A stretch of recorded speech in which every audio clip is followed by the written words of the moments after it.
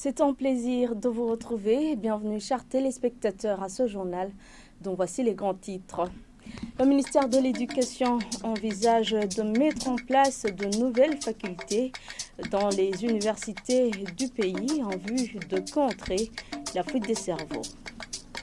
Et un appel a été lancé pour la libération de 4000 prisonniers ayant bénéficié de la grâce présidentielle.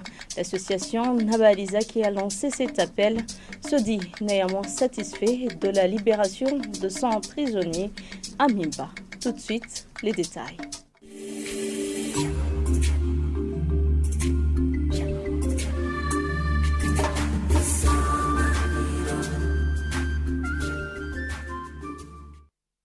Bienvenue encore une fois. Nous débutons ce journal avec la page justice.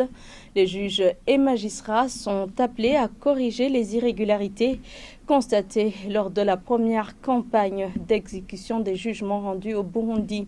Appel du ministre de la Justice dans une réunion tenue à l'endroit des responsables des cours et tribunaux à Muramvya ce lundi. Selon Domine Banyangbona, les jugements exécutés, différemment des jugements rendus, figurent parmi les irrégularités. Les détails avec Jean de Dieu Irakoze.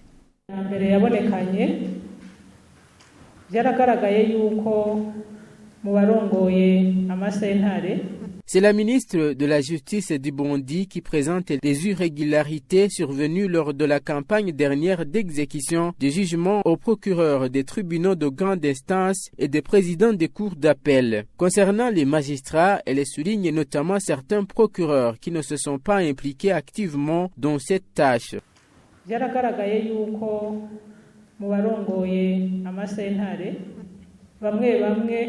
Il a été prouvé que certains procureurs ne se sont pas impliqués activement, ce qui se manifeste dans les rapports produits tardivement et mal produits.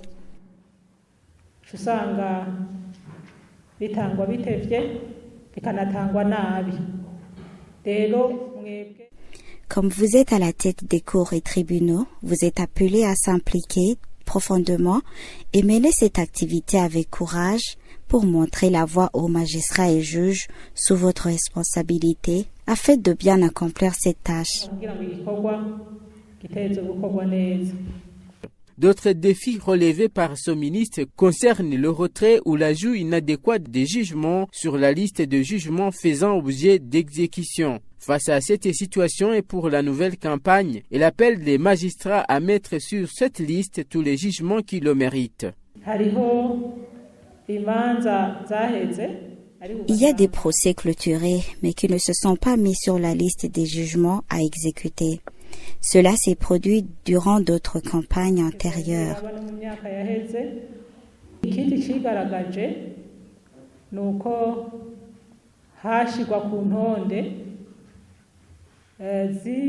Autre chose qui s'est produite concerne les jugements non encore clôturés, mis sur la liste des jugements à exécuter.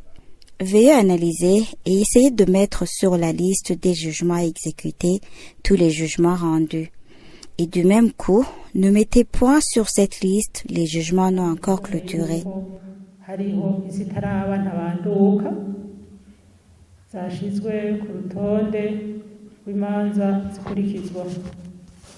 Parmi d'autres conduites que le ministre a évoquées, figurent les magistrats qui ont exécuté des jugements différents des jugements rendus, ce qu'elle appelle à changer durant la nouvelle campagne d'exécution lancée ce lundi. Toujours à la page justice, l'association Nabaliza, qui milite pour les droits des prisonniers et leurs familles, se dit satisfaite de la récente libération d'une centaine de prisonniers à Mimba, bénéficiant de la grâce présidentielle. Dans un point de presse animé ce mardi, le président de cette organisation a invité les décideurs à procéder à la libération d'environ 4000 autres prisonniers en attente. Suivez. À la prison centrale de Mimba, on a libéré 111 prisonniers. Nous espérons que cette activité va continuer dans les autres prisons du pays, mais cette fois avec des effectifs plus élevés. Ceci parce que les 111 prisonniers relaxés parmi les 4000 sont des chiffres presque insignifiants. turumva yuko hakiri agahazi niho rero mw'ishyirahamwe ntabariza tuvuga tuti. C'est pourquoi, au sein de notre association, nous disons que puisque le président de la République a dit que ceux qui sont accusés de délits et contraventions peuvent bénéficier de cette grâce, cet appel devrait être entendu pour désengorger les maisons de détention. Nous profitons de l'occasion pour remercier le procureur général de la République qui a conseillé aux procureurs et aux PJ lors du début de cette campagne de libération à Mimba. Il leur a rappelé qu'il ne faut pas s'empresser d'emprisonner les gens. Si ce message pouvait être entendu, la justice dont réclament toujours les Burundais et sur laquelle repose tout développement tel qu'est annoncé souvent par le magistrat suprême apporterait un changement positif. Chers frères libérés, pensez aux travaux de développement et les familles d'accueil sont appelées à leur apporter du soutien.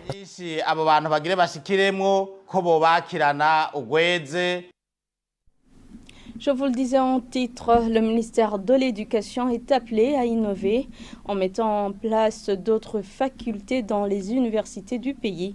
Cela pour éviter la fuite des cerveaux. Proposition faite ce mardi lors des États généraux de l'État. Le ministère plutôt de l'Éducation, de son côté, indique qu'il va l'envisager. Sheila Irambona. Tous les hauts cadres du ministère de l'Éducation ainsi que les acteurs œuvrant dans ce secteur s'étaient donné rendez-vous ce mardi dans un forum pour les États généraux de l'éducation au Burundi. Dans son mot d'ouverture, le vice-président de la République Prosper Bazombanza a indiqué que ces États généraux sont une occasion de jeter un regard pour relever les défis et trouver une solution à ces derniers.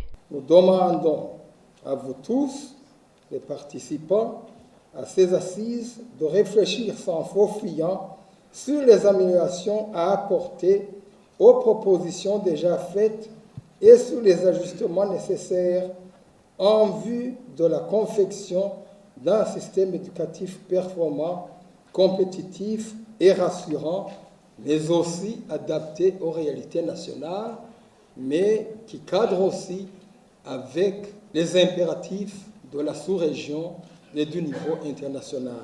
Au cours de ces états généraux, plusieurs intervenants sont revenus sur plusieurs défis qui hantent ce secteur depuis les états généraux de 2014. La fuite des cerveaux est un des problèmes relevés. Un des jeunes étudiants a proposé au ministère de l'Éducation d'innover et créer d'autres facultés pour éviter que les jeunes lauréats finissent leurs études pour rester chômeurs. Donc ma proposition est celle-ci, sans plus tarder. Eh bien, pourquoi pas vous ne pourriez pas innover? Donc, innover, créer de nouvelles facultés. Cela s'observe par exemple dans les pays étrangers, là où il y a des facultés de technologie, d'innovation. Il y a des entreprises qui s'implantent, des entreprises d'assemblage de voitures. Ce qui pourrait créer des emplois pour déjà les assembleurs, les économistes, etc. Donc, ma proposition est la suivante, s'il vous plaît. Pourriez-vous innover? Parce que c'est toujours la même chose et les lauréats finissent par être des chômeurs à la fin de leurs études. Et l'assistant permanent au ministère de l'Éducation de répondre que cette question va être débattue au cours de ces assises.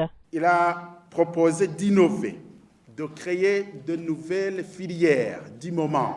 C'est pourquoi nous avons mis dans les présentations quel est le système éducatif porteur d'opportunités pour la jeunesse et quelle est votre perception. Cette question sera bien débattue dans la dernière thématique. Ces états généraux vont se passer ce 14, 15 et 16 juin 2022. Il est prévu que les recommandations qui pourront y sortir seront considérées lors d'un sommet de l'éducation qui se passera en septembre à New York. L'absence de texte réglementaire et d'un cadre juridique adapté est le défi majeur qui freine l'essor du commerce électronique au Burundi. Les propos sont du directeur général du commerce au Burundi. Ce mardi, lors d'un atelier des parties prenantes sur l'élaboration d'une stratégie nationale de développement de l'e-commerce. Et suivez-le, il est traduit en français par Armel Moutore. C'était un atelier d'échange d'expériences et de brainstorming de différentes parties prenantes du secteur des technologies de l'information et de la communication autour du développement du commerce électronique au Burundi.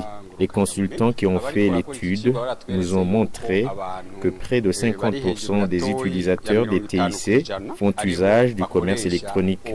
Nous interpellons les Burundais à adopter ce système d'échange parce qu'il est avantageux en termes de gain de temps et en termes d'accès à toute une panoplie de produits commerciaux. Le gouvernement burundais, à travers ses projets, notamment ceux du secteur du commerce, projette étendre et vulgariser l'usage d'Internet sur tout le territoire national. Nous sommes face à un défi des textes réglementant ce secteur qui ne sont pas adaptés en environnement actuel. L'étude des experts a insisté sur la nécessité d'élaborer des stratégies et des textes réglementaires régissant le commerce électronique au Burundi. Et voilà, c'est par ici que prend fin ce journal. Merci à tous de l'avoir suivi. Bonne suite des programmes.